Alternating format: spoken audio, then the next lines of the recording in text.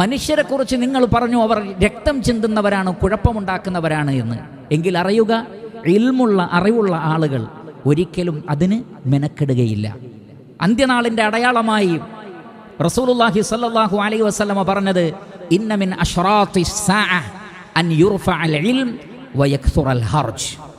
ഖിയാമത്ത് നാളിൻ്റെ അടയാളമാണ് അറിവ് ഉയർത്തപ്പെടും, അപ്പോൾ കൊലപാതകങ്ങൾ, രക്തം ചിന്തലുകൾ വർദ്ധിക്കും. എപ്പോഴാണോ അറിവ് ഉയർത്തപ്പെടുന്നത് അപ്പോഴാണ് കലാപങ്ങൾ ഉണ്ടാകുന്നത്, അപ്പോഴാണ് രക്തച്ചൊരിച്ചിലുകൾ ഉണ്ടാകുന്നത്, അപ്പോഴാണ് ഫസാദുകൾ ഉണ്ടാകുന്നത്. ഫസാദുകൾ ഇല്ലാതിരിക്കാൻ ഇൽമ് നേടണം. ആ അറിവാണ് മനുഷ്യനെ സഹായിക്കുന്നത്. അതുകൊണ്ടാണ് അല്ലാഹു സുബ്ഹാനഹു വ തആല പറഞ്ഞത്, വമാ യഖിലുഹാ ഇല്ലൽ ആലിമുൻ. ഇൽമുള്ള അറിവുള്ള വിവരമുള്ളവരെ ചിന്തിക്കുകയുള്ളൂ.